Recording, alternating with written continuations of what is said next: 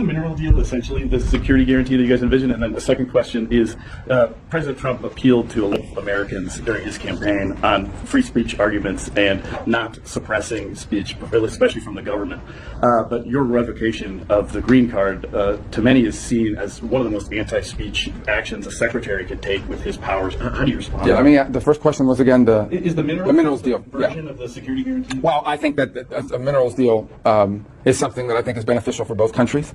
Certainly one of the things that provides for Ukraine's long-term prosperity and security is vibrant economic growth and development, that their GDP begins to grow, and that gives them a tremendous amount of leverage and power and the ability to fund their own defenses. So I think certainly any economic development for Ukraine is positive for their own future. Obviously, if the United States has a vested economic interest somewhere, we're tied to them on an economic front, we're in partnership with them on something, we will have an interest in the future of Ukraine as well. I wouldn't couch it as a security guarantee, but certainly if the United States has a vested economic interest that's generating revenue for our people as well as for the people of Ukraine, we'd have a vested interest in protecting it if it were to be challenged or threatened. On your first point, when you enter this is an important point, and I'm glad you asked this question.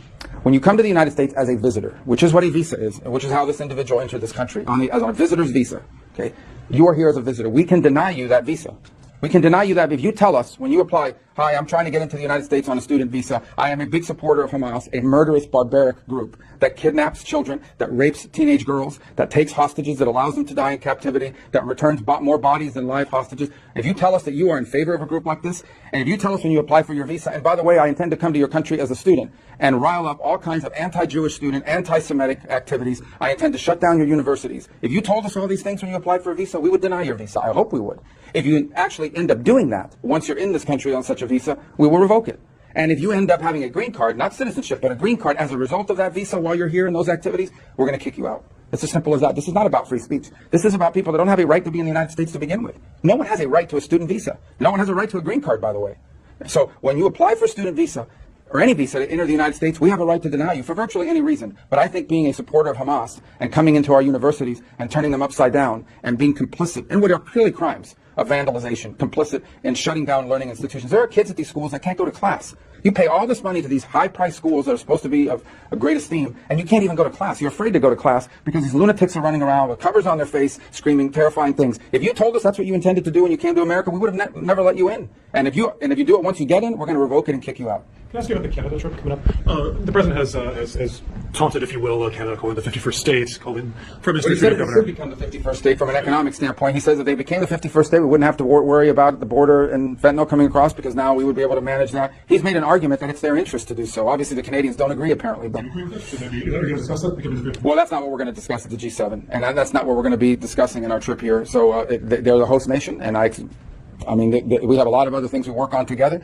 We defend North America through NORAD and the airspace of our continent together. So, not to mention the issues of Ukraine and other commonalities. So we're going to be focused in the G7 on all of those things. That's what the meeting is about. It is not a meeting about how we're going to take over Canada. Are you concerned at all about the reception that you might be getting, particularly at the event? I don't know. Should I be? What do you know that I don't know? You got the tariffs the last 12 hours. You just see this escalating Ukraine war, not just with Canada, but with the exception of Japan, all the other members of the G7. Yeah. So what's your point? They would work with the United States. Yeah, I mean, they've invited us to come. We intend to go. I mean, the alternative is to not go. I think that would actually make things worse, not better. So it's a G7 summit. Huh? The alternative could be not to have tariffs and not to have the language of the president. No, those are policy decisions. And so at the end of the day, the president's made those decisions. He's explained why. It's not just against Canada. It's not just against Mexico. It's not just against G7 countries. He's imposed steel and aluminum tariffs now on virtually the entire world. And the reason why is not to punish those countries. It's because he has outlined the need to develop a domestic capability. If you don't have steel and aluminum, you can't build warships. You can't build airplanes. And you're not an industrial economy. There are things we have to be able to protect, and there's a lot of unfair trade practices.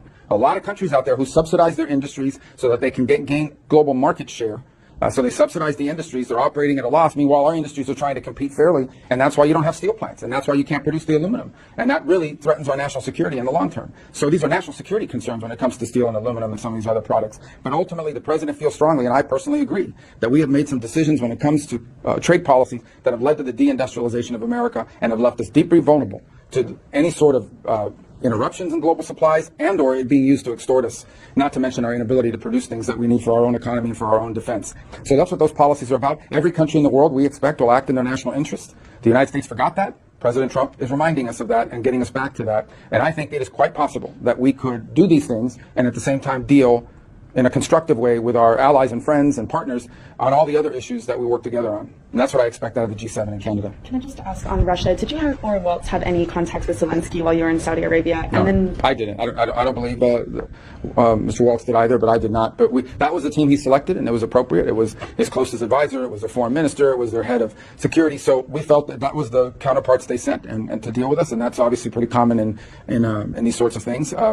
Generally, the heads of state meets heads of state, and appropriate counterparts meet others. I imagine he had to get back, and he's the president of a wartime country. So he's, but we did not have any contact with him there. But I wouldn't read anything into it other than he selected his team for these talks, and the president selected his. So. was there any discussion with the Ukrainians about how a ceasefire, if Russia agrees, would be enforced, and how would the U.S. ensure? Yeah, well, the interesting thing about modern warfare is it's easier than ever to monitor, and simply because there's so many eyes on the ground, and there's also all sorts of overhead, commercial satellite and the like. It would be pretty hard to hide drone strikes. It would be hard to hide missile strikes, ballistic strikes, artillery.